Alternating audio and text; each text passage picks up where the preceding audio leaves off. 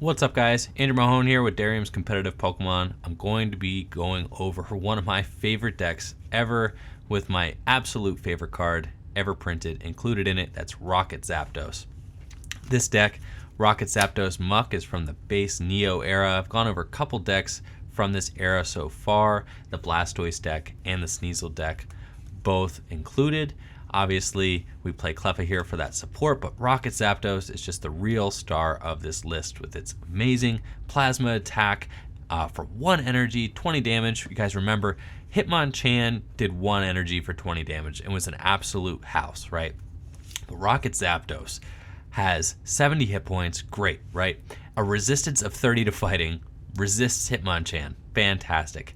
No weakness, even better, and does 1 for 20 and gets a lightning energy from the discard pile and attaches it to Rocket Zapdos. So it also ramps energy. It ramps energy without any sort of ability reliance, which allows it to play this Muk as well. With its toxic gas, Muk you could think of as the original Garbodor. It says ignore all Pokemon powers not named toxic gas in play. So that's awesome. And just this is kind of your just typical denial deck. This is a denial hazing deck. The whole point of this deck is just to be as aggressive as possible, to shut down the opponent's strategy, shut down their abilities, and just go in completely aggressively with Rocket Zapdos. I think that Rocket Zapdos is just the coolest card. I have always loved this card since I was a kid. I actually have these from when I was a child. I mean, these are literally like almost 20 years old here, and were from my childhood. And this first edition one, I pulled myself. So you might think it's kind of funny that I pulled, like, maybe, you know, if I had gotten this PSA graded, could have easily been like a $50 card, but I decided to put it in my deck because that's just who I am.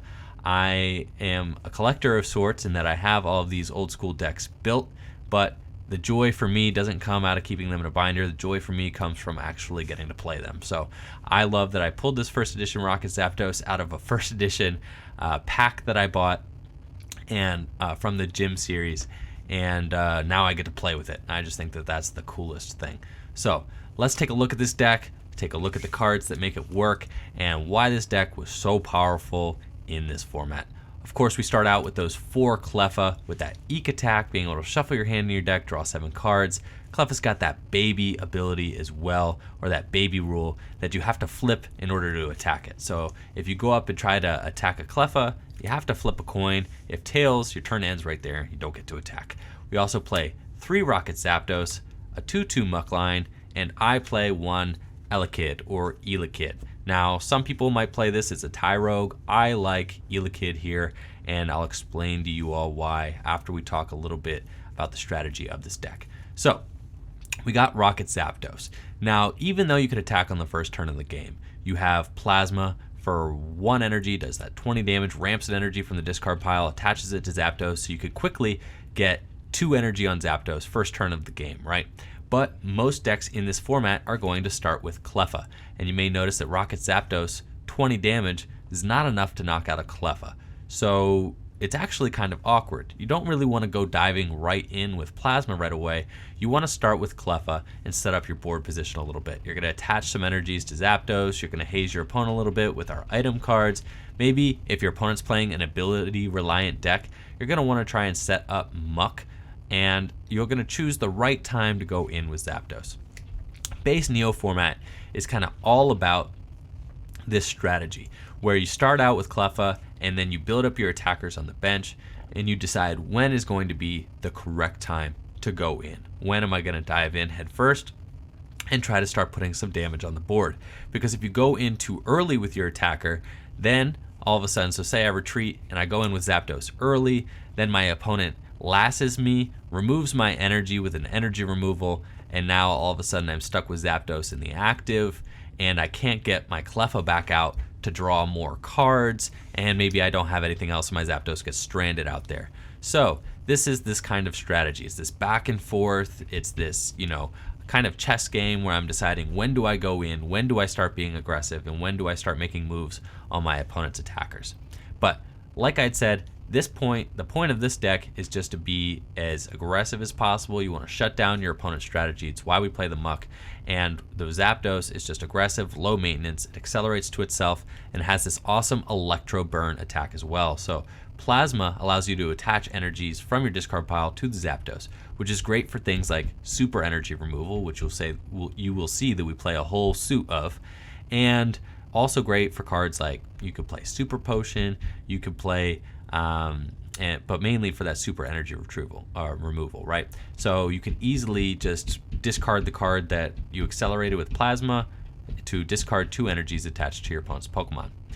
Once you've kind of shut down what your opponent's doing, you start to build up powerful Electro Burn attacks, which could do 70 damage.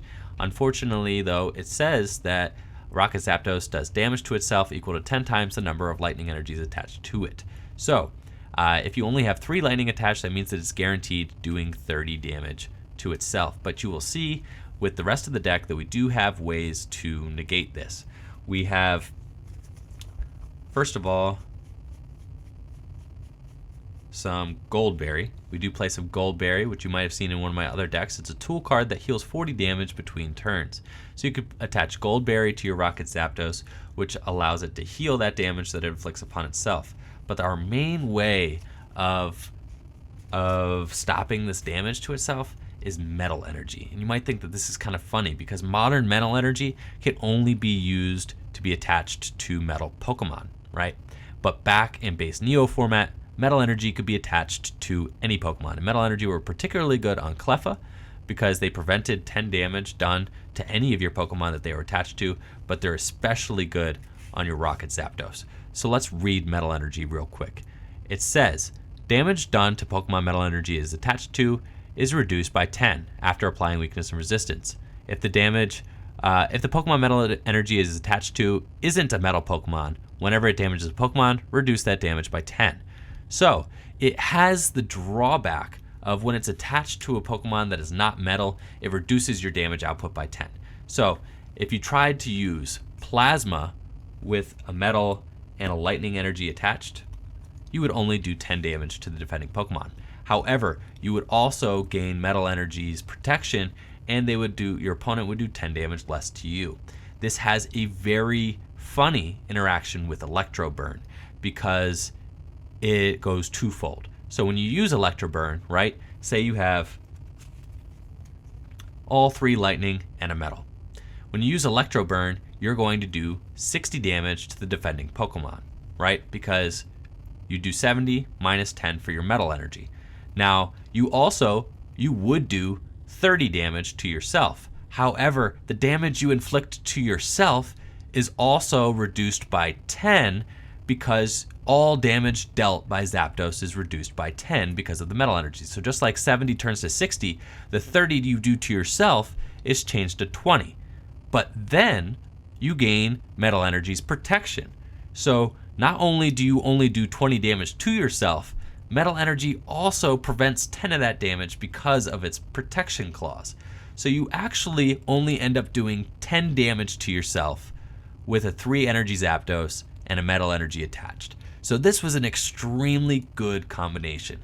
Now all of a sudden Rocket Zapdos can remove all the energy off the opponent's side of the field. If you're playing against a deck like Blastoise, right, you shut down their abilities with Muk's Toxic Gas, and then you could get in there and you start Electro Burning for 60, and you only take 10 damage because of Metal Energy. So this was kind of a weird, goofy interaction between these cards that wasn't really intended, but that's the way the ruling fell, and so Zapdos ended up being a very popular card with Metal Energy included in that deck.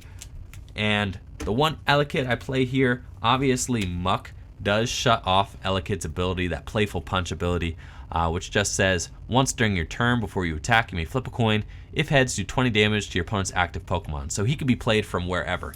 I do like him in this deck though, because say maybe your Zapdos gets all its energy removed, or if you have just a Cleffa in the active and you're trying to build up a Zapdos on the bench with energy, you can use Playful Punch and just chip away at the opponent, maybe by flipping heads And because you don't set up a Muk in every matchup. There are lots of decks where the opponent's abilities don't matter, so you're not going to bother setting up Muk, in which case Elekid is just a great option for being able to damage the defending Pokemon and chip away at their hit points without playing any energy down to an alternative attacker. You can sink all your energy into Zapdos, which is more or less what you want to do to be successful with this deck. So that's it for the Pokemon. We're now going to move on to the trainer cards, of which this deck does play a lot.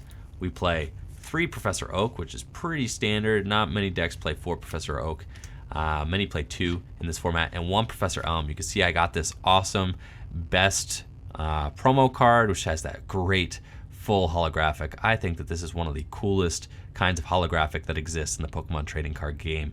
I have a few of these promos. I mean, the Wizards of the Coast promo Energy looked this way with this awesome kind of galaxy holograph in the background. And I also have some best promo Electabuzzes, but they're just not in this deck right now as well. But I think this holo looks super sweet. 1 Professor Elm, which allows you to shuffle your hand in your deck, draw 7 cards, no more trainer cards that turn. These are your main draw cards, along with the Cleffa. We also play 4 Computer Search. This is a lot. Most decks do not play 4 Computer Search. However, you'll notice that we do not play any Item Finder in this deck. That's because Item Finder goes directly against the Stadium card that we play, which is Pokemon Tower. Pokemon Tower is a very oppressive Stadium card. It says the effect of Pokemon... this is a Stadium card. It says the effect of a Pokemon Power, Attack, Energy card, or Trainer card that would put a card in the discard pile into the owner's hand. That card stays in the discard pile instead. So if there's any sort of card or effect or anything that would bring something back from the discard pile into the hand, Pokemon Tower makes it so that does not work. So Item Finder doesn't work. That's a big one. This whole deck's concept premise is to run the opponent out of resources. So Pokemon Tower makes it so that nothing can be brought back from the discard, except Zapdos has Plasma, which brings energy back from the discard to itself. So that gets around Pokemon Tower because it's not an energy trainer ability. It's just the effect of the attack. But Pokemon Tower also keeps recycle energy in the discard, which is a big one. So the whole point of this deck, you want to run your opponent out of energy and then take your 6 prizes with Zapdos. Pokemon Tower helps keep those energy in the discard. Your opponent can't play energy retrieval. Your opponent can't play Item Finder. Your opponent can't play recycle energy. They don't get the recycle energy back, which they typically would, but the recycle energy, if it gets removed, stays in the discard. Pokemon Tower just goes perfectly with the oppressive nature of this deck. I play 4 Gust of Wind in my Zapdos deck. Now, most decks don't play 4 Gust of Wind either, but like I said, we don't play Item Finder to get these cards back. So you need to play higher counts of the cards that you want to see. Most decks have the luxury of being able to use Item Finder to get cards back from the discard. We just need to play as many of the cards as we want to play. Now, since Zapdos is good at hazing the opponent, you want to remove all their energy, you want to gust up whoever you want, and you want to just be able to be as aggressive and oppressive as possible.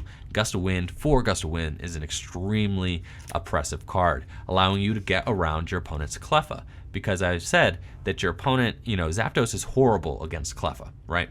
I mean, you don't want to ever have to try and Plasma into a Cleffa. So you want to be able to gust out the thing that you want to target down. Maybe your opponent's Squirtle, maybe your opponent's Horsey if they're playing a Kingdra deck, maybe your opponent's Sneasel, right? If they're playing a Sneasel deck, you want to get that Cleffa out of the active, give me the Sneasel so that I can start damaging that thing with my Zapdos. You really want to be able to gust out whatever you want so that you can use that Plasma attack as well to start accelerating energy. If you're stuck trying to Plasma into a baby Pokemon and you whiff, then that's also energy that you're not accelerating, and it totally slows down your aggressive nature of this deck. So the Gust of Wind, totally essential. I love 4 copies. See, going along with the aggressive nature of the deck, we also play 4 Lass. So we are going to be able to get the turn 1 Lass all the time.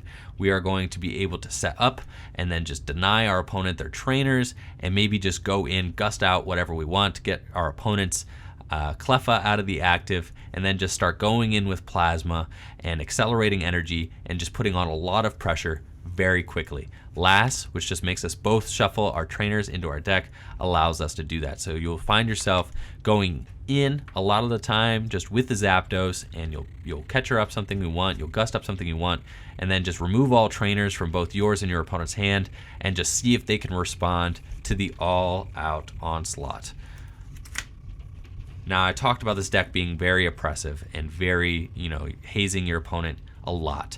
And energy removal is just the key way we do that. We play 4 copies of energy removal and 4 copies of super energy removal. So we just have, it feels like unlimited ways to remove the opponent's energy when we're playing against their deck. Then we have Pokemon Tower, which keeps their energy from coming back from the discard. It is just very difficult for the opponent to stream energy attachments when they are dealing with this much removal coming from a deck. And especially since Zapdos just doesn't really, Zapdos is not weak to energy removal itself. Zapdos can keep using Plasma, keep getting those energy back onto itself so that it can continue attacking even if the opponent tries to adopt an aggressive strategy that removes energy as well. We talked about that Gold Berry. We do play 2 Gold Berries just to heal Zapdos because of that self-damaging attack that we had talked about previously. We also play 2 Balloon Berry. Balloon Berry is like a worse Floatstone. It's kind of funny. It's a Pokemon tool card, one of the original Pokemon tool cards, and it says when the Pokemon Balloon Berry is attached to retreats, discard Balloon Berry instead of discarding energy cards. So it's kind of like a bad Floatstone. It allows you to retreat one time for free, but then you have to discard it. I always think cards like this are very funny since all the other cards are so overpowered, but then they had to nerf Balloon Berry and just make it not that strong, right? But we do play it because sometimes we want to get our Zapdos out of the active and go back into Cleffa so that we could continue to draw cards. Balloon Berry also is pretty much like putting a Floatstone on Garbodor. Our Muk has a pretty fat retreat cost, and you don't want to really have to pay any energy to retreat this thing. It has a retreat cost of 2. You really don't want to have to pay to retreat that thing if you don't have to. So putting a Balloon Berry on your Muk is pretty much the best thing you can do, and the Balloon Berry just stays on your Muk, and it'll deter your opponent from wanting to gust it out and try to stall it active. We do play 1 copy of Warp Point, which is just like the modern escape rope. Both you and your opponent switch your active Pokemon, and each of you get to choose. And this is just another way for getting Muk out of the active, and another way for getting Zapdos out of the active if you would prefer to maybe attack with a different Zapdos, or to go in with Cleffa and Eek to draw more cards. Finally, we play 1 copy of Nightly Garbage Run, which is great for getting those Zapdos back into our deck. You'll see that we do only play 3 Zapdos, so that's only 3 attackers, right? We're definitely going to need to Nightly Garbage Run those back into the deck pretty often, just because you have no one else really to attack with. So if you prize a Zapdos, you're definitely going to be leaning on Nightly Garbage Run. Come on, Fly. Come on, Carl. We're going to be using Nightly Garbage Run to get Zapdos back into the deck, as well as energy. Sometimes you can get a little short on energy, and Nightly Garbage Run will help you get those resources back into the deck. Again, Nightly Garbage Run, just like Super Rod, choose up to 3 basic Pokemon energy cards or evolution cards from your discard pile, show them to your opponent, shuffle them into your deck.